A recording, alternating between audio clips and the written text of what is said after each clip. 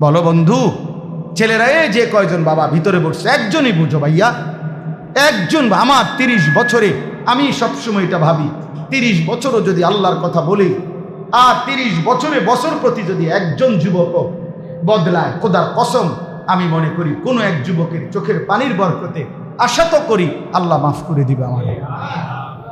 30 লাখ মানুষ বদলাইতে হবে জরুরি না বাবা। এমন নবী পৃথিবীতে ছিলেন যাদের অনুসারী স্রেফ 2 জন। পৃথিবীতে এমন নবী গেছেন না? মাহু ইসনান, হাদিস আছে মাহু ওয়াহিদ, একজন নবীর অনুসারী একজন। হাদিসে নবী বলছে আমি দেখছি, নবীজিকে দেখাইছে স্বপ্নে আলো। নবীজি বলছেন আমি এমন নবীকেও দেখছি ওয়ালাইসা মাহু আহাদ, মানে তার সাথে একজনও নাই। লাইসা মাহু আহাদ, একজন অনুসারীও নাই। ওই নবী তার পুরাটা সময় আল্লাহর দিকে ডেকেছে, কিন্তু কেউ ঈমান আনে নাই। কোরআনুল কারীমে আছে সূরা ইয়াসিনের মধ্যে 3 জন রাসূল, 3 জন একসাথে একটি অঞ্চলে কালেমার দাওয়াত দিছে মানুষকে। ফাযাজনা বিসারিসিন ফাকালু ইন্না ইলাইকুম মুরসালুন। কয়জন? 3 জন। কিন্তু 3 জন একসাথে দাওয়াত দেওয়ার পরেও ওই অঞ্চলে কালেমা পড়েছে শুধুই কেবল একজন। 3 জনের অনুসারী কয়জন? ওয়াজাআ মিন আকসাল মাদিনাতি রাজুলুন, এই যে রাজুলুন একজন হাবিবে নাজ্জার, একজন মাত্র অনুসারী। কওমের লোকেরা ওই একজনকেই অত্যাচার করে জুলুম করে মেরে ফেলেছে। মারতে মারতে ওই একজন ইমানদার মুমিন, তাকে যখন চূড়ান্তভাবে মারতে মারতে মেরেই ফেলছিল, আমার আল্লাহর শাজিম থেকে বললেন ফেরেশতা, আমার ওই একটা মুমিন বান্দার কাছে তার জান্নাতটা তার সামনে তুলে ধরে তাকে এখনই বলো কিলা দুখুলিল জান্নাহ। বলো না তাকে, ও আল্লাহর বান্দা এক্ষুনি জান্নাতে ঢোকো।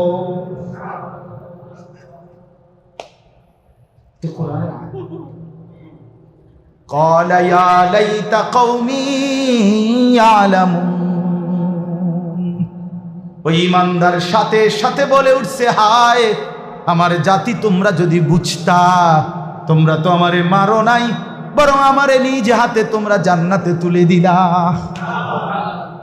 বিমা গফারা লি রব্বি ওয়া জালানি মিনাল মুকরামিন।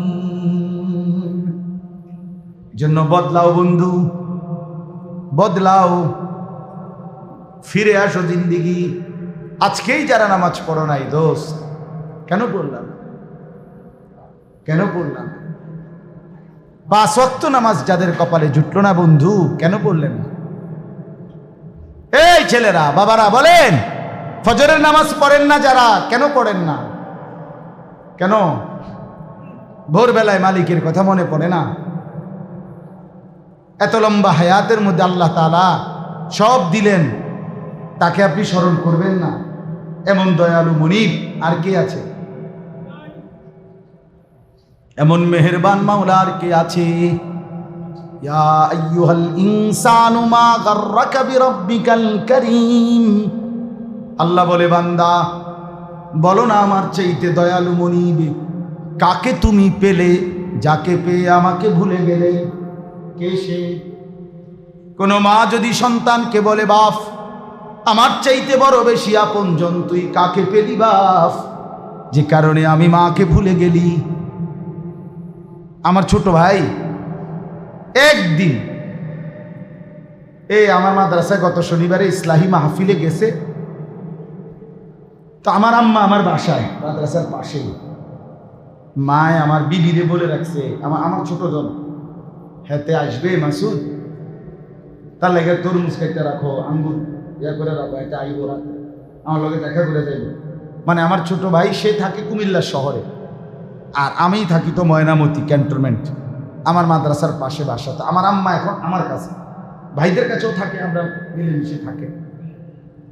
তো মা এই রাত্রিবেলা 11:30 বাজে, ওই আমার ভাইটা আরও 5-6 জন লোক নিয়ে আসছে, মানে আমার মাদ্রাসার ইসলাহি মাহফিল প্রত্যেক মাসের দ্বিতীয় শনিবার আমার মাদ্রাসায় ইসলাহি মাহফিল হয় ময়নামতি কুমিল্লা ক্যান্টনমেন্ট।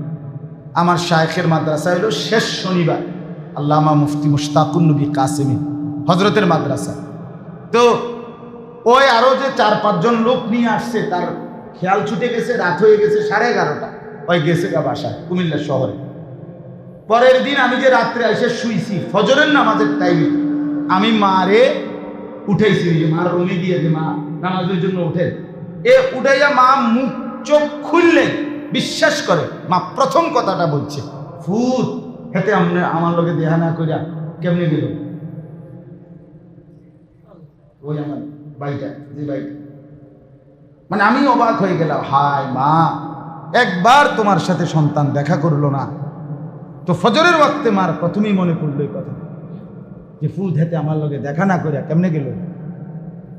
আমি দিনের বেলা একটু পরেই ফোন দিয়ে কইছি, তুমি শেষ মনে করলে তাড়াতাড়ি মা এক কারণে চলে যাবে, মা জিজ্ঞেস তোমার কাছে সব ভাই আমি তো ভুলে গেছি, আমি লোকজনের কারণে গেছি গা, আমি অক্ষণ আগে অক্ষণ তাড়াতাড়ি মা জিজ্ঞাসে তো মা যদি বলে, মা যদি আফসুস করে ক্ষতি হবে কিনা সন্তানের, তো মা যদি আফসুস করে সন্তানের ক্ষতি হয়, রব্বুল আলামিন যদি ডাক দিয়ে বলে বান্দা আজ তো 1টা বছর হয়ে গেল, 6 মাস হয়ে গেল, কোনদিন তো আমার ফজরের নামাজে সেজদা দিলা না, কেমনে পারলা বান্দা, কেমনে সইলা বান্দা, তখন কি হবে আমাদের? আল্লাহ আমাদেরকে মাফ করে দেন। চলেন ইনশাআল্লাহ নিয়ত করি জিন্দেগি বদলাবো। বলে না যুবক ভাই, তোমরা বলো না জীবন বদলাবো ইনশাআল্লাহ, 5 ওয়াক্ত নামাজ পড়বো ইনশাআল্লাহ। হিম্মত করি ভাইয়া, হাত নামান, হিম্মত করেন, হিম্মত করেন। পারবেন না কেন? আরে বলে ছেলে তুমি পারবা না কেন? কেন নামাজ পড়বা? আহা, দেখতে দেখতে জীবনটা শেষ করে দিচ্ছে। শুধু একটা বেডির লেগে, নারীর ছবির লেগে, নারীর লেগে জীবনটা ফানি বানি করে দিতে। আরে বেকুব, এমনিই তো তুই বিয়ে করে দিলেন।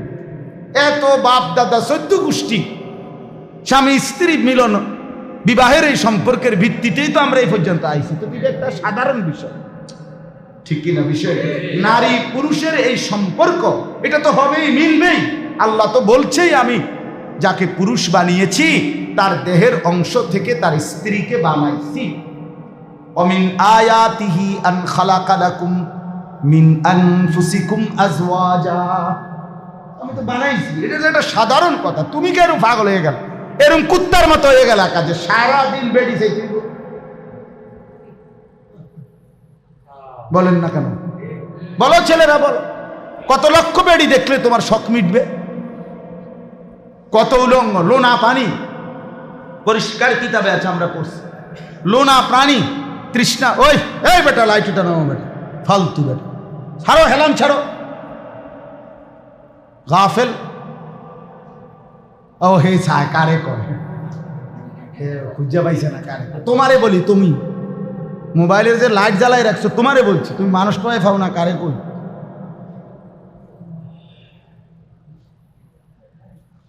হ্যাঁ হ্যাঁ, আমি শক্ত মানুষ বাপ, ফেরাইতে হবে,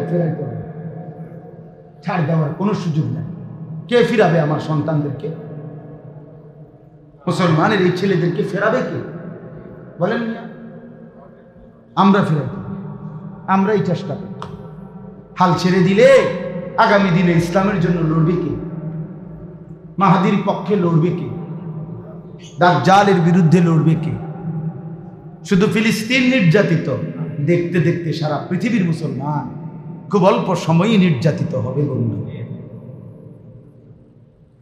ফিলিস্তিনের মানুষ শুধু অপরাধী, ফিলিস্তিনের মুসলমান শুধু অপরাধী, আর আমরা সব জুনায়েদ বাগদাদি না, আমগো সব মহিলারা রাবেয়া বস্তি। তাইলে ঘটনাটা কি? ছেলেরা এভাবে জিন্দেগি চলবে না বন্ধু।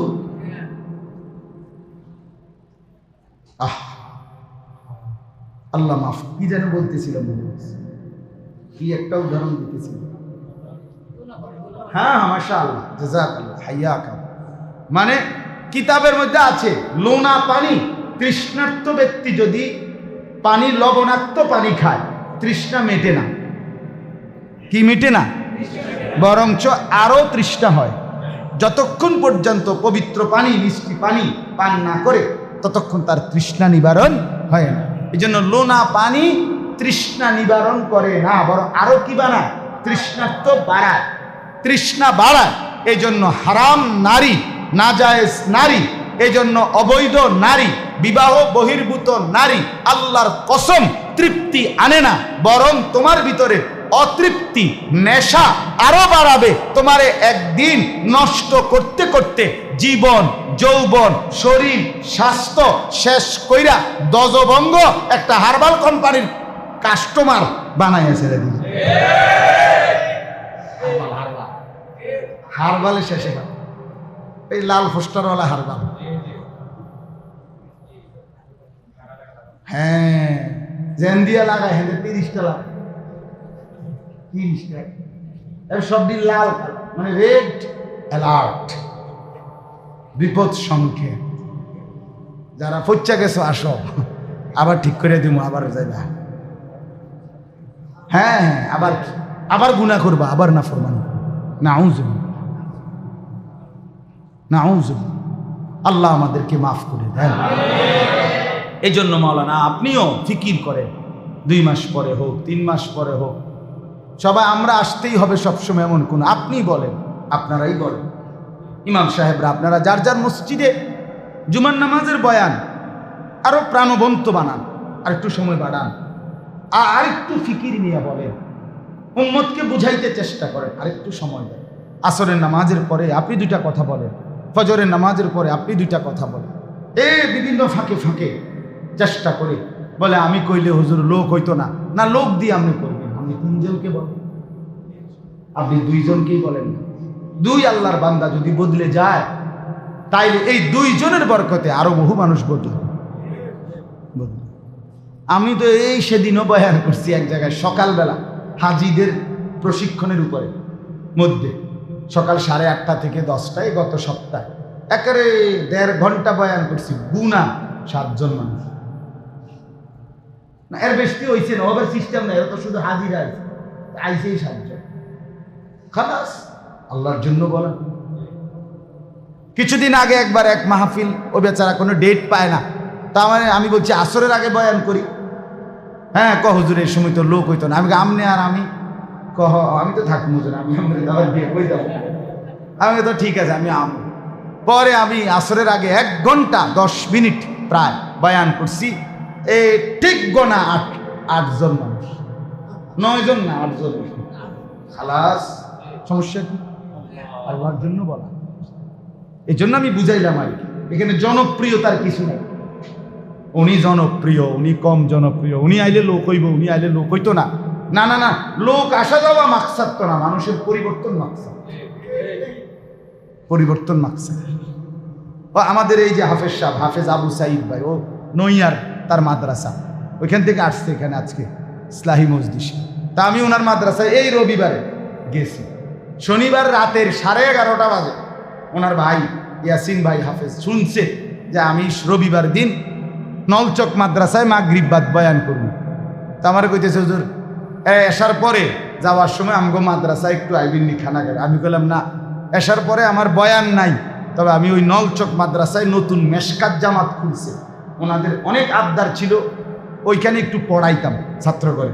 তা আমি বলছিলাম ইনশাল্লাহ আমি চেষ্টা করবো। তা আমি নিয়ত করছিলাম আজকা যেহেতু বয়ানেই যাব, আসার পরে উনি পড়াবো।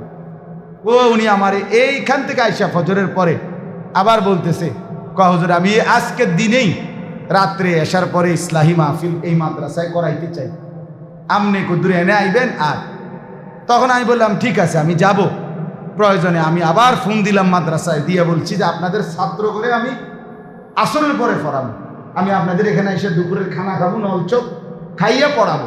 তা আলহামদুলিল্লাহ দুপুরে গিয়েও এনে খানা খাইছি, আসর থেকে মাগরিব তালেব এলেমদেরকে পড়াইছি, এরপরে মাগরিব থেকে এসা বয়ান করছি ওইখানে, আবার আইসা ওনার মাদ্রাসায় অল্প কিছু মানুষ তাৎক্ষণিক যা হয়েছে আলহামদুলিল্লাহ ভালো হয়েছে। তো এদের জন্যই বলছি, একদিনের ব্যবধান, 12-14 ঘন্টার ব্যবধান, বলতে থাকা আল্লাহর জন্য। কবি ইধার কবি উধার, কবি জমি পর কবি আরশ পর, কবি দর বদর। নবীজির সিফাত ছিল কখনো এদিকে কখনো সেদিকে, কখনো নিচে কখনো উপরে, কখনো দুয়ারে দুয়ারে তিনি কালেমার ফেরি করতেন, আল্লাহর কথা বলতেন। তাইলে এই জন্য আজকে বাস্তবিক অর্থে আমি নির্ধারিত আয়াত পড়ছিলাম, উদ্দেশ্য ছিল, কিন্তু ওই যে মাওলানা যখন দাঁড়াইয়া বলছে তার বাবার কথা, তার নিজের আবেগের কথা, এই কারণে আমার আসলে পুরা মেজাজ, মানে যেটা বলতে চাইছিলাম হজ্জের কথা, কোরবানির কথা, মূলত হজ এবং কোরবানির উপরে বলমু ভাবছিলাম, মানসিক প্রস্তুতি ছিল, কিন্তু উল্টে গেছে। এই ওনার কথার কারণে উল্টে গেছে, ওনার দোষ, আমাদের দোষ নেই। যা এতেকাফের সাথী হিসাবে কিছু বলেন।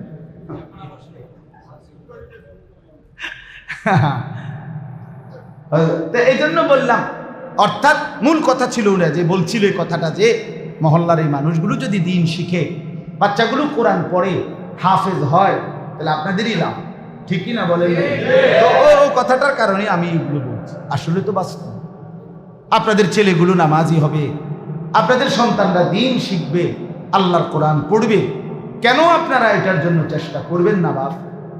আপনার জীবনের সার্থকতাই তো এটা, মুসলমান পরিচয়ের সার্থকতা এটা, আল্লাহকে ভালোবাসা, কোরআনকে ভালোবাসা, দ্বীনকে ভালোবাসা, রাসূল সাল্লাল্লাহু আলাইহি সাল্লামকে ভালোবাসা, স্ত্রী সন্তানকে নিয়ে ঈমান আমলের সাথে কাটানো, এটাই জীবনের পরিচয়, এটাই সফল। বাই বিল্ডিং করছে ইডি হুদা কেউ চায় না, কিন্তু মানুষের কোনো কাম আছে কার কি? আচ্ছা টাইলস লাগাইছে নামে, তো টাইলস লাগালে কিনছে, টাইলসে তো পেশাব কানাত মানুষের মুখে বলেন, এনে কি দা ফাঙ্গাস তেলাফিয়া কি দা সবে এখানে একের আহামরি কি দুনিয়া বলেন? আশ্চর্য কিতা দুনিয়া, কি অতিরিক্ত দুনিয়া, দুনিয়া কি আসলে বলেন না? এই তো ফাঙ্গাস তেলাফিয়া, ফার্মের মুরকা, কক মুরকা, হ্যাঁ, আর কি দুনিয়া? এটুকু দুনিয়ার জন্য এই সামান্য ফরমালিনওয়ালা ভেজাল, ভেজাল এই দুনিয়া, ভেজাল খাদ্য, ভেজাল খাবার, সবের মধ্যে তো ঝামেলা, ঠিক কি না বলে? এইটুকুর জন্য আপনি কি করে দিলেন? আখিরাত বর্জন করে দিলেন, পরকাল বর্জন করে দিলেন। মন মতো আমরা কি খাই, প্রত্যেকটার মধ্যে ডাক্তারের লগে জিঙ্গাইলে সব দিক ঝামেলা, তার মন মতো হইল কই? ও চাচা বলেন না, মন মতো হয়েছে কিছু, এগুলো সবই তো ঝামেলা। গোস্ত দিলে বেড়া আড্ডি দিয়ে অর্ধেক, হ্যাঁ সবই তো ঝামেলা। কিন্তু আল্লাহ তাআলা কোরআনে আছে, মজার কথা বলি, কোরআনের একটা আয়াতে আছে, আল্লাহ তাআলা বলেন, তোমরা তোমাদের নেককার বন্ধু, নেককার বিবি, নেককার সঙ্গীদেরকে নিয়ে জান্নাতে ঢোকো। আল্লাহ বলবে হাশরের ময়দানে, উদখুলুল জান্নাতা আনতুম ওয়া আজওয়াজুকুম তুহবারুন। এরপরে আল্লাহ বলেন, ঢুকেই দেখবা ইউতাফু আলাইহিম বিসিহাফিম মিন যাহাবিন ওয়া আকওয়াব। বাহ! আল্লাহ বলবে জান্নাতে ঢুকলেই দেখবা স্বর্ণের থালা, স্বর্ণের গ্লাস, এগুলো তোমাদের চারদিকে ঘুরতেছে,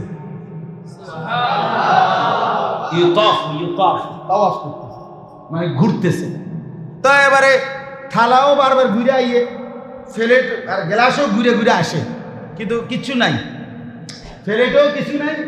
তো জান্নাতি বান্দা বলতেছে, কি ব্যাপার, শুধু প্লেট ঘুরে ঘুরে আসতেছে, থালা গ্লাস ইয়া কই, খানা দানা কিছু কই?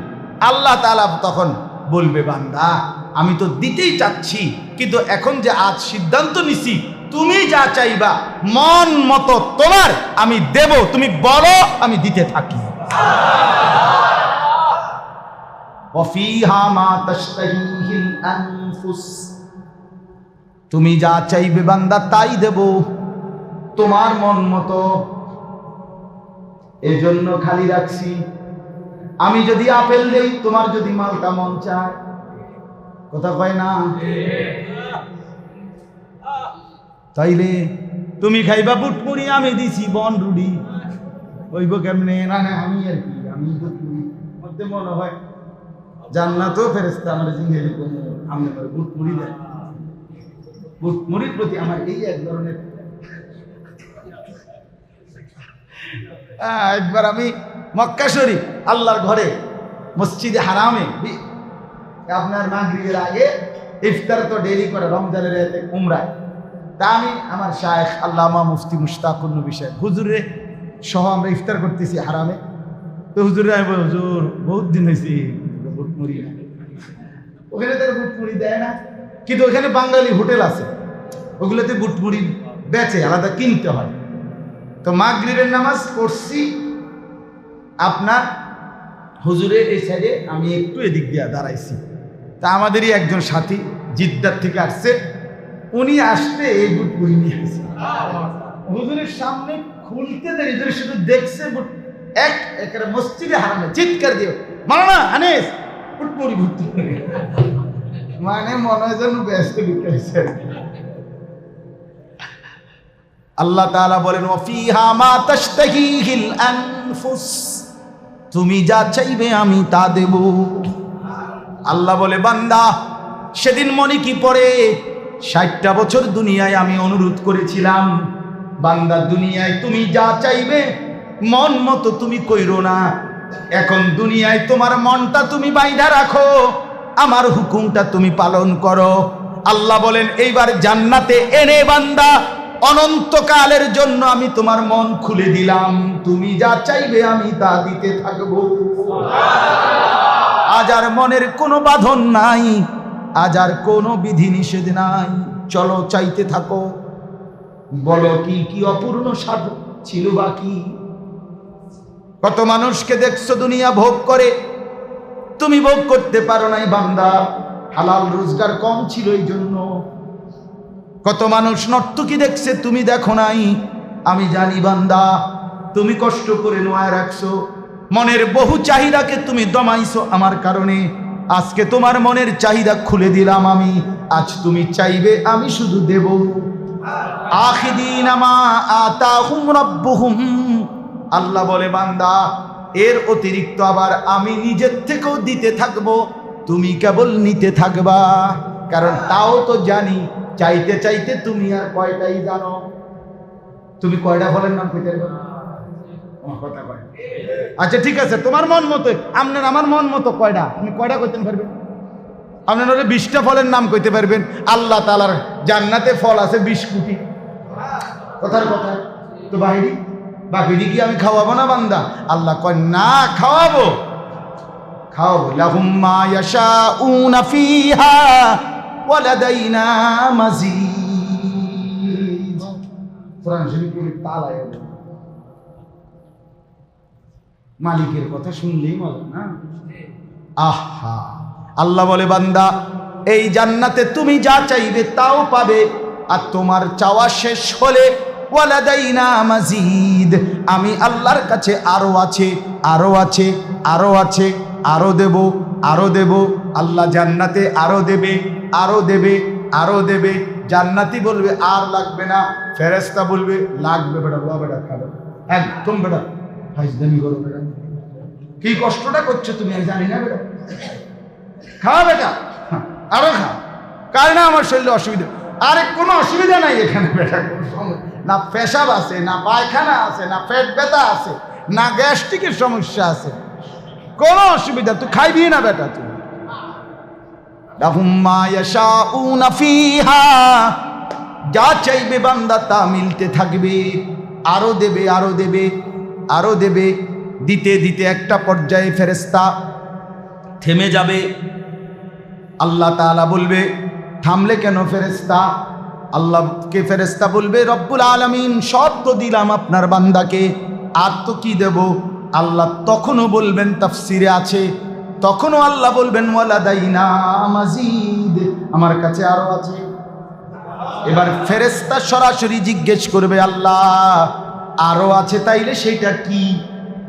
খাদ্য খাবার যা জান্নাতে সব তো দিলাম, এবার আপনি আরো আছে কি দেবেন? রব্বুল আলামিন বলেন আরো আছে। ফেরেশতা বলবে এবার কি? আল্লাহ তাআলা বলবেন ফেরেশতা আমার 70,000 নূরের পর্দা সরিয়ে দাও, এবার আমার জান্নাতি বান্দাকে আমি দিদার দেব। আমার বান্দা আমারে দেখবে, আমারে দেখবে, আমি তারে নয়ন ভরে দেখব। ইলা রাব্বিহা নাযিরাহ। আল্লাহ তৌফিক দেন।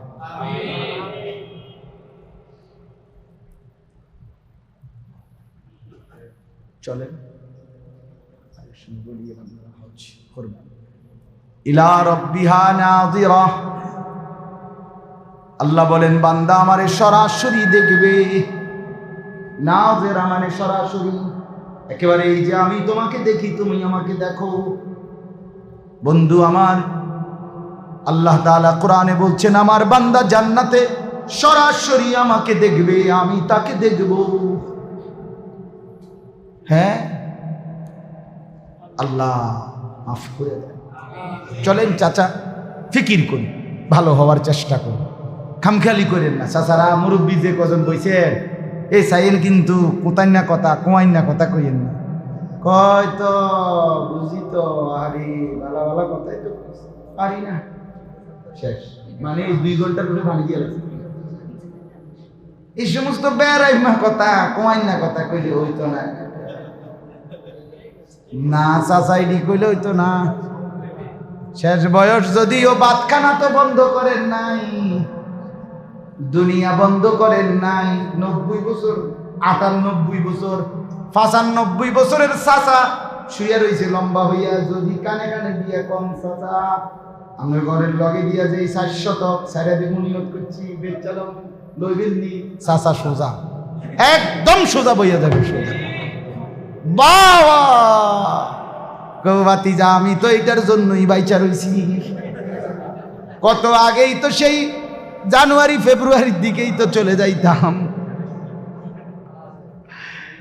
আয় হায় হায়, অনেকক্ষণ ছিল, আমরারও কথা শেষ। এই জন্য বললাম দুনিয়া 90 বছর বয়সেও কইলে হেবড়া সব বুঝে। হেবড়া আরে কও কি, মরি তো নাই এতদিনে জমিয়ানের আশায়, তুমিও বেচবা কইছো, আমিও মরতে আছি না।